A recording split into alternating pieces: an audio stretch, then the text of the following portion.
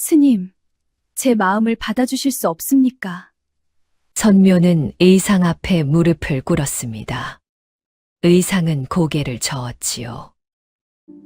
나는 수행자입니다. 마음을 받을 수 없습니다. 선묘는 울지 않았습니다. 다만 보자기 하나를 내밀었지요. 이것을 꼭 가져가십시오. 열지는 마십시오. 그로부터 수년 뒤 의상이 급히 신라로 돌아가는 날이었습니다. 선묘는 항구로 달려갔지요. 배는 이미 떠난 뒤였습니다. 선묘는 바다를 바라보았습니다. 그리고 뛰어들었지요. 그런데 선묘는 죽지 않았습니다. 바다 속에서 무엇인가로 변했다고 합니다. 대체 그녀에게 무슨 일이 일어난 것일까요? 구독과 좋아요로 마음의 연등을 밝혀주세요. 지금 계신 곳을 댓글로 남겨주시면 이 지혜의 불빛이 여러분의 삶에 늘 함께하기를 기원하겠습니다. 신라 문무왕 시절의 이야기입니다. 경주에 의상이라는 젊은 스님이 있었지요. 어릴 적부터 총명했고 불법에 대한 뜻이 깊었습니다. 20살이 되던 해 의상은 큰 뜻을 품었지요. 당나라에 가서 화엄의 참뜻을 배우고 싶습니다. 스승에게 허락을 구한 뒤 의상은 바닷길을 건너기로 했습니다. 그 시절 당나라로 가는 바닷길은 목숨을 걸어야 하는 여정이었지요. 풍랑에 배가 뒤집히는 일이 다반사였습니다. 의상은 두려워하지 않았지요. 배 위에 서서 끝없이 펼쳐진 바다를 바라보았습니다. 파도가 배를 흔들었지요. 바람이 거세게 불었습니다. 하지만 의상의 눈에는 바다 너머만 보였지요. 이 바다를 건너면 진리가 있다. 며칠을 항해한 끝에 당나라에 도착했습니다. 항구에는 낯선 말, 낯선 사람들이 가득했지요. 의상은 아무것도 가진 것이 없었습니다. 승복 하나와 바로 하나뿐이었지요. 숙소를 구해야 했습니다. 의상은 항구 근처를 돌아다녔지요. 날이 저물고 있었습니다. 그때 한 집에서 여인이 나와 의상에게 말했지요. 스님, 갈 곳이 없으시면 저희 집에서 묵으시지요. 신도의 집이었습니다. 불법을 믿는 집안이었지요. 의상은 감사히 머물게 되었습니다. 그 집에 딸이 하나 있었지요. 이름은 선묘였습니다. 선묘는 의상이 들어오는 것을 방 안에서 지켜보았습니다. 창문 틈 사이로 보았지요. 먼 나라에서 바다를 건너온 젊은 스님이었습니다. 선묘는 그날 밤 잠을 이루지 못했습니다. 무엇 때문이었는지 선묘 자신도 아직 알지 못했지요. 다음 날 새벽이었습니다. 선묘가 눈을 떴을 때 마당에서 낮은 목소리가 들려왔지요.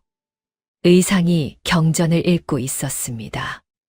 나무 아래에 앉아 발효를 곁에 놓고 조용히 읽고 있었지요. 선묘는 방문을 열지 않았습니다. 문틈 사이로 그 모습을 바라보았지요. 의상의 목소리는 낮고 고요했습니다. 바람 소리와 섞여 마치 물이 흐르는 것 같았지요. 그날부터 선묘의 하루가 달라졌습니다. 새벽이면 의상의 경전 읽는 소리에 눈을 떴지요. 식사를 준비할 때면 의상의 발효에 유독 정성을 들였습니다. 밥알 하나까지 고르게 담았지요. 의상은 눈치채지 못했습니다. 아니, 눈치챌 여유가 없었지요. 당나라에 온 목적은 오직 하나, 화엄경의 참뜻을 배우는 것이었습니다. 의상은 곧 지엄 대사의 문화에 들어갔지요.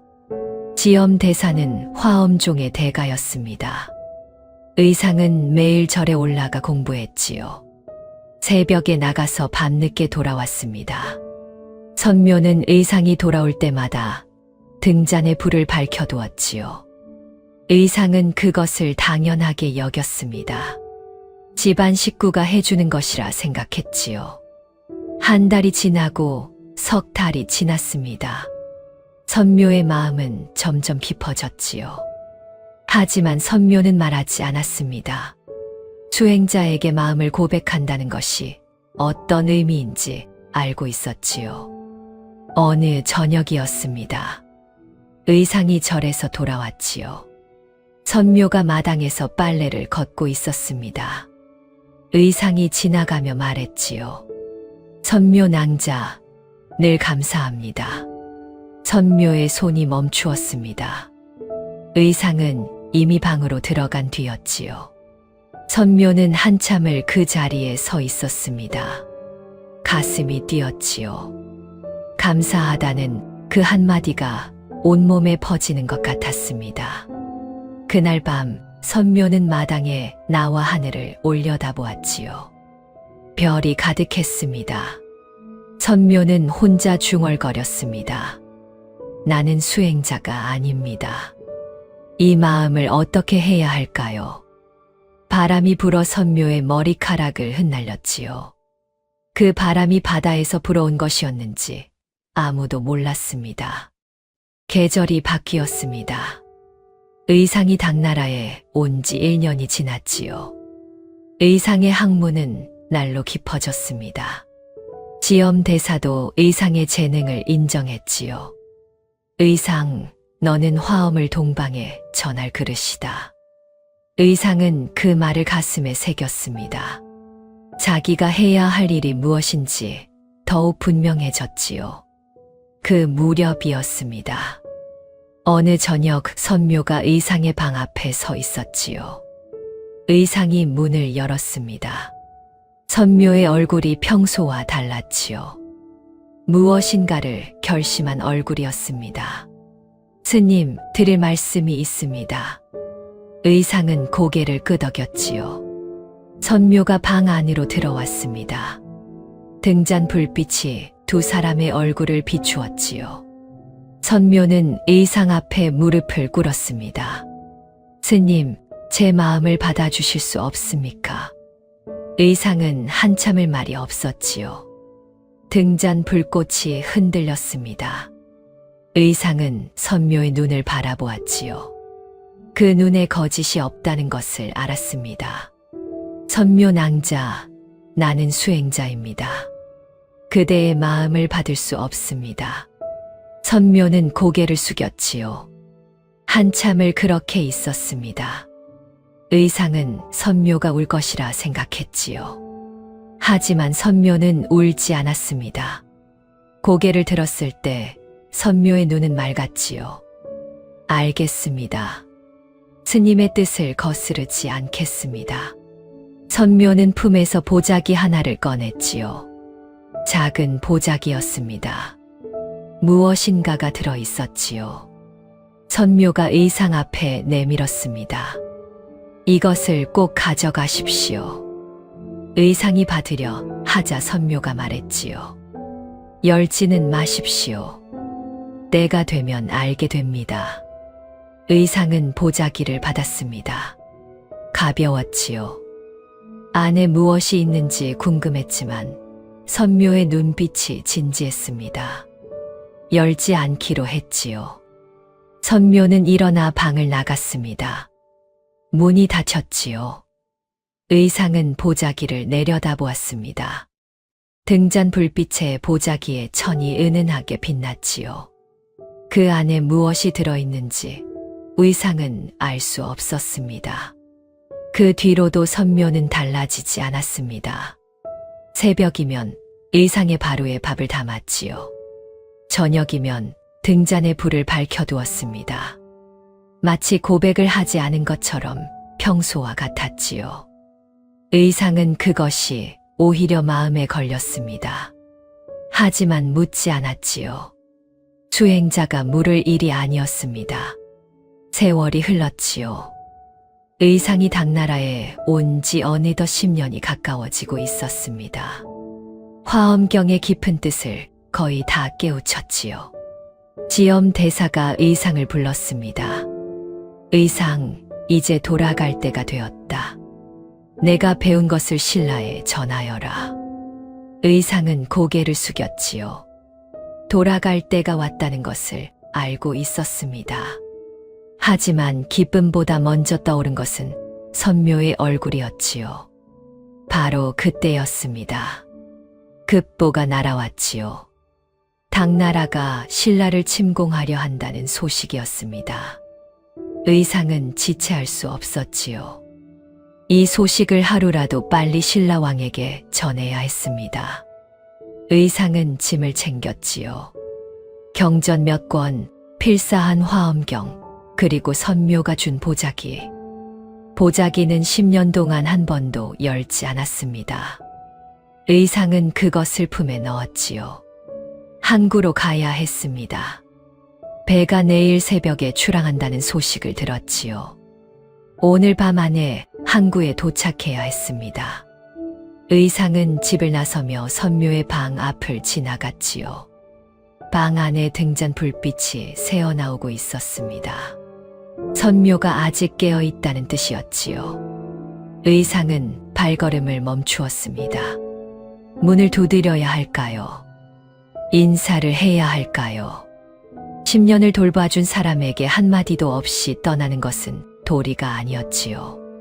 하지만 의상은 문을 두드리지 못했습니다.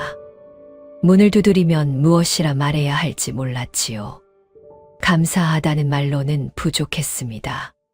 그렇다고 미안하다는 말을 할 수도 없었지요.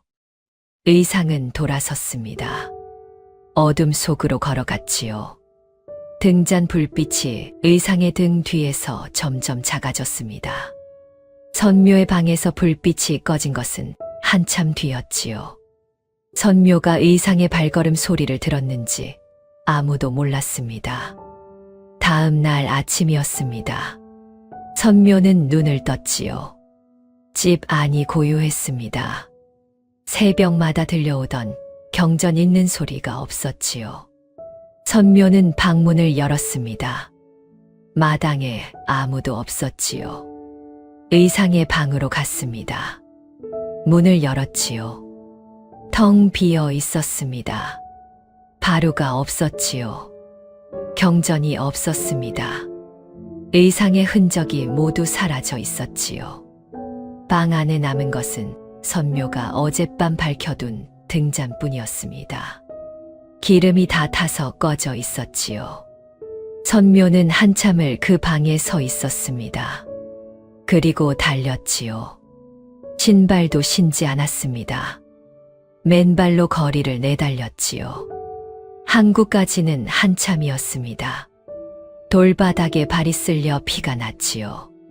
선묘는 느끼지 못했습니다. 오직 항구만 보였지요.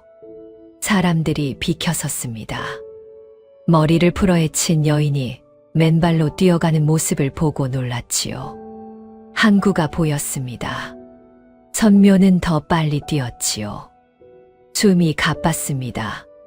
가슴이 터질 것 같았지요. 그리고 바다가 보였습니다. 배는 이미 떠난 뒤였지요. 수평선 위에 작은 점이 하나 보였습니다. 의상이 탄 배였지요. 또채 바람을 가득 안고 멀어지고 있었습니다. 선묘는 항구 끝에 섰지요. 파도가 발밑을 적셨습니다. 선묘는 품에서 무엇인가를 꺼냈지요. 옷보따리였습니다. 의상에게 주려고 직접 지은 법복이었지요. 겨울 바다를 건널 때 따뜻하라고 밤마다 한 땀씩 바느질한 것이었습니다. 선묘는 법복을 가슴에 꼭 안았지요. 한참을 그렇게 서 있었습니다. 이것만이라도 스님 곁에 있게 해주십시오. 선묘는 옷보따리를 바다에 던졌지요. 파도가 보따리를 삼켰습니다. 법복이 물에 젖어 천천히 가라앉았지요. 선묘는 바다를 바라보았습니다.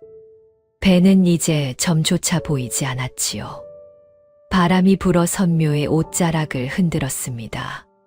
선묘는 한 걸음 앞으로 나아갔지요. 그리고 또 한 걸음. 파도가 발목을 적셨습니다. 무릎을 적셨지요. 허리를 적셨습니다. 선묘가 무엇을 하려는 것인지 항구의 사람들은 그제야 알아챘지요. 선묘의 몸이 바다 속으로 사라졌습니다. 항구의 사람들이 소리를 질렀지요. 누군가 바다로 뛰어들려 했습니다. 하지만 파도가 거셌지요. 아무도 들어갈 수 없었습니다. 그런데 바다에 이상한 일이 벌어졌지요. 선묘가 사라진 자리에서 빛이 올라오기 시작했습니다. 처음에는 희미했지요. 점점 밝아졌습니다. 바닷물이 금빛으로 물들었지요. 사람들이 뒤로 물러났습니다. 바다가 갈라지듯 파도가 양쪽으로 밀려났지요. 그 한가운데에서 무엇인가가 솟아올랐습니다. 용이었지요. 거대한 용이 바다 위로 몸을 일으켰습니다. 비늘이 햇빛에 반짝였지요. 그런데 그 용의 눈이 이상했습니다. 짐승의 눈이 아니었지요. 사람의 눈이었습니다.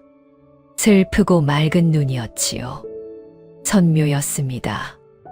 용이 된 선묘는 바다 아래로 잠겼지요. 그리고 의상의 배를 향해 나아갔습니다. 바다 밑에서 용의 몸이 배 아래를 받치고 있었지요. 파도가 잔잔해졌습니다. 거센 바람이 멈추었지요. 의상은 배 위에서 이상한 것을 느꼈습니다. 아까까지 거칠던 파도가 갑자기 잠잠해진 것이었지요. 뱃사람들이 수군거렸습니다. 이 바다에서 이렇게 잔잔한 것은 처음이요. 의상은 배전에 서서 바다를 내려다보았지요. 물이 맑았습니다. 깊은 바다 아래에서 커다란 그림자가 배를 따라 움직이는 것이 보였지요. 의상은 가슴이 뛰었습니다. 무엇인지 알 수 없었지만 어디선가 따뜻한 기운이 올라오는 것을 느꼈지요. 며칠 뒤 배는 무사히 신라 땅에 도착했습니다. 의상이 배에서 내릴 때 바다 저 멀리서 파도가 한 번 크게 일었지요. 마치 인사하듯이 일었다가 사라졌습니다. 의상은 한참을 바다를 바라보았지요. 가슴 속에 무엇인가가 남아 있었습니다. 당나라에서 가져온 경전도, 화엄의 지혜도 아닌 무엇인가였지요. 품 안에서 보자기가 느껴졌습니다. 선묘가 준 보자기였지요. 10년을 한 번도 열지 않았습니다. 의상은 보자기를 꺼내 바라보았지요. 아직은 열 때가 아니라는 것을 알고 있었습니다. 하지만 그것이 왜 이리 무겁게 느껴지는지 의상은 알 수 없었지요. 의상은 경주에 도착하자마자 왕을 찾아갔습니다. 당나라가 신라를 침공하려 한다는 소식을 전했지요. 문무왕은 급히 방비를 시작했습니다. 의상의 임무는 끝났지요. 이제 의상에게 남은 일은 하나였습니다. 당나라에서 배운 화엄의 가르침을 이 땅에 펼치는 것이었지요. 의상은 절을 지을 터를 찾아 떠났습니다. 여러 산을 돌아다녔지요. 태백산을 지나고 소백산을 넘었습니다. 그러다 봉황산이라는 산에 이르렀지요. 산에 올라서는 순간 의상은 발걸음을 멈추었습니다. 산 아래로 펼쳐진 풍경이 눈에 들어왔지요. 멀리 동해 바다가 보였습니다. 산과 바다가 만나는 곳이었지요. 여기다. 의상은 이곳에 절을 짓기로 했습니다. 하지만 문제가 하나 있었지요. 산 꼭대기에 이미 다른 종파의 무리가 자리를 잡고 있었습니다. 500명이 넘는 무리였지요. 의상이 찾아가 말했습니다. 이곳에 화엄의 도량을 세우고 싶습니다.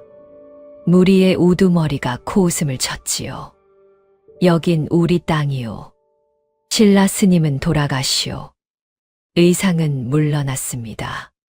산 아래에서 기도를 시작했지요. 7일을 기도했습니다. 비가 와도 바람이 불어도 자리를 뜨지 않았지요. 7일째 밤이었습니다.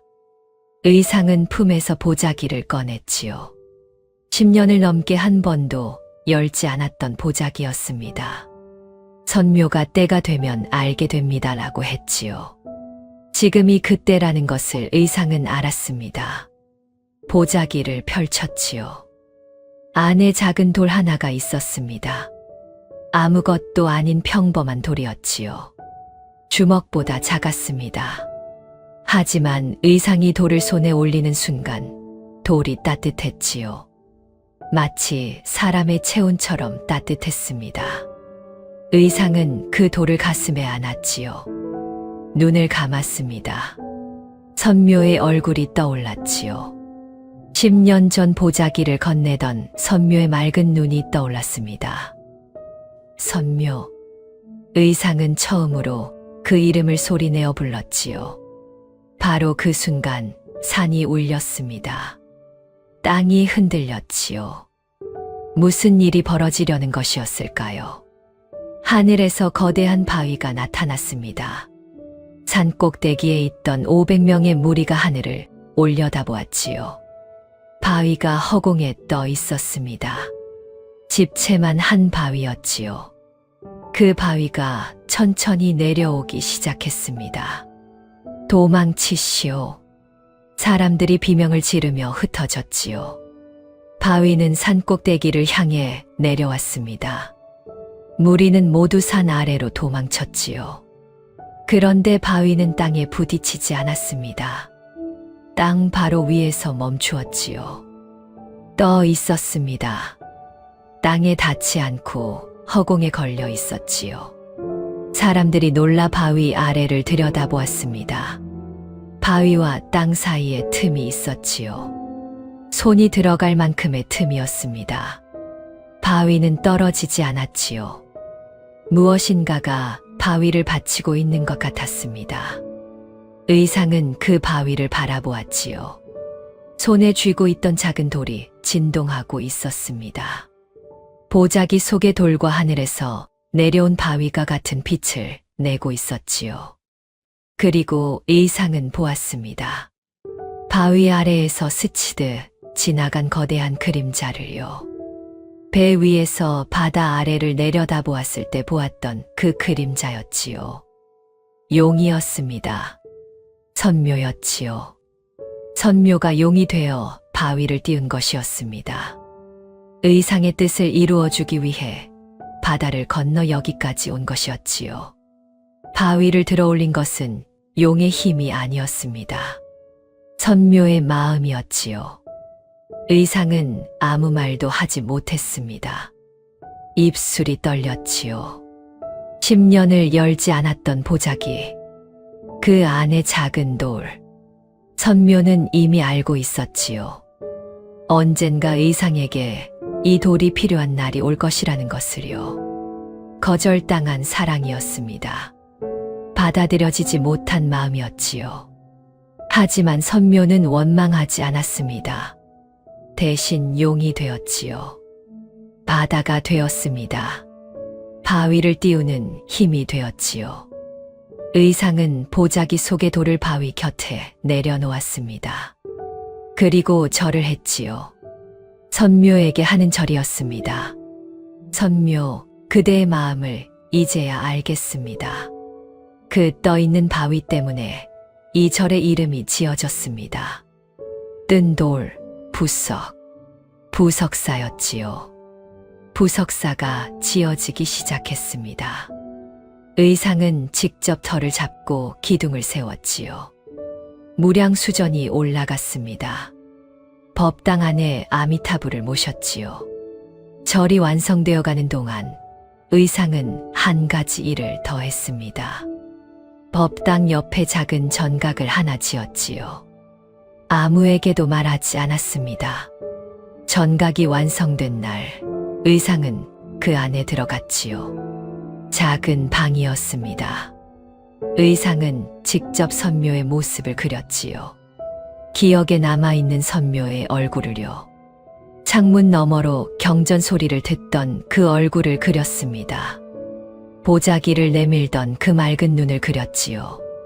그리고 그 전각에 이름을 붙였습니다. 선묘전이었지요. 의상은 선묘전 앞에 서서 바다를 바라보았습니다. 봉황산 꼭대기에서 동해 바다가 보였지요. 선묘가 뛰어든 바다는 당나라 항구의 바다였습니다. 하지만 바다는 모두 이어져 있지요. 그대는 바다가 되었고 나는 그 바다 위에 절을 지었습니다. 의상은 그 말을 누구에게 한 것이었을까요? 바다에게 한 것이었는지, 선묘에게 한 것이었는지, 바람에게 한 것이었는지 알 수 없었지요. 보자기 속의 작은 돌은 법당 안에 모셔졌습니다. 아무도 그 돌이 무엇인지 몰랐지요. 의상만이 알고 있었습니다. 해가 지고 있었지요. 무량수전 뒤로 석양이 내려앉고 있었습니다. 법당 처마 끝에 풍경이 울렸지요. 그 소리가 바다까지 퍼져나가는 것 같았습니다.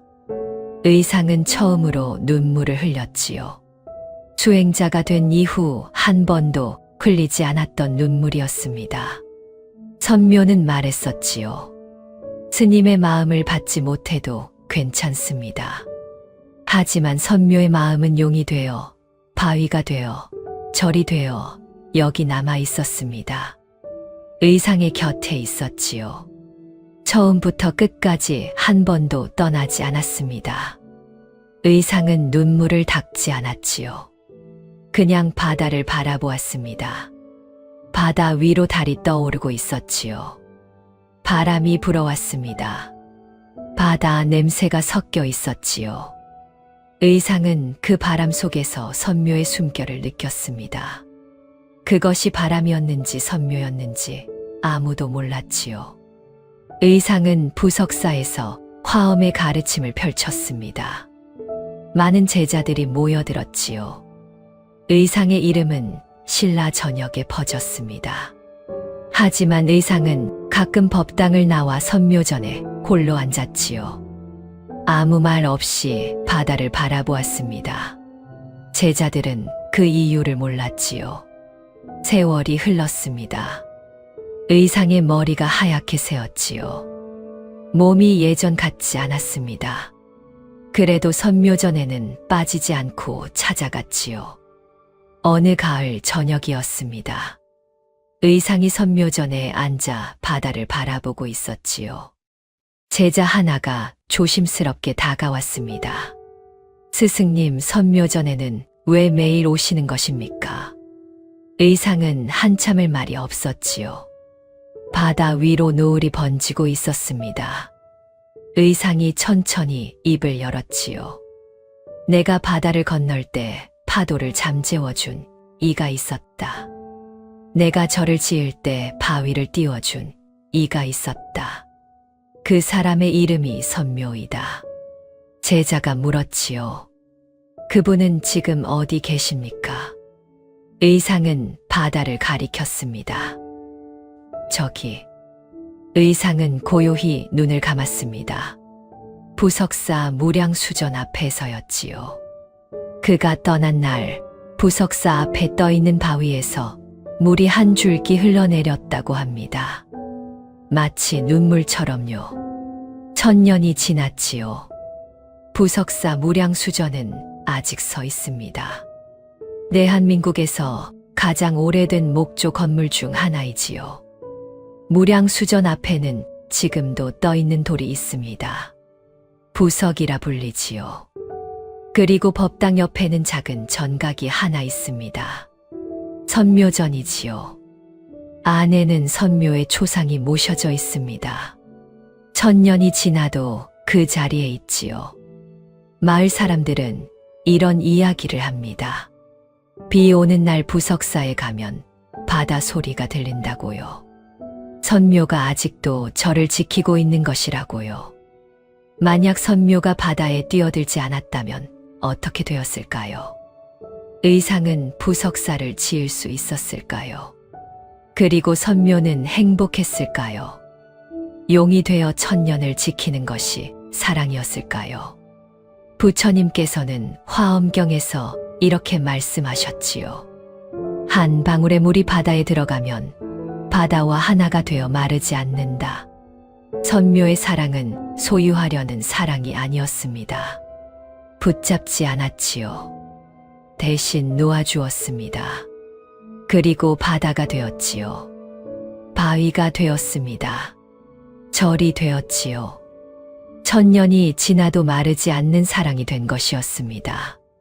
사랑하는 사람을 위해 자신을 바꾸는 것. 보이지 않는 곳에서 묵묵히 지켜주는 것. 그것이 가장 크고 깊은 보시라고 합니다. 지금 누군가를 사랑하고 계신다면, 혹은 누군가에게 사랑받고 있다면, 그 마음이 바다처럼 깊고 돌처럼 단단하기를 바랍니다. 오늘 밤 편안한 마음으로 쉬시길 바랍니다.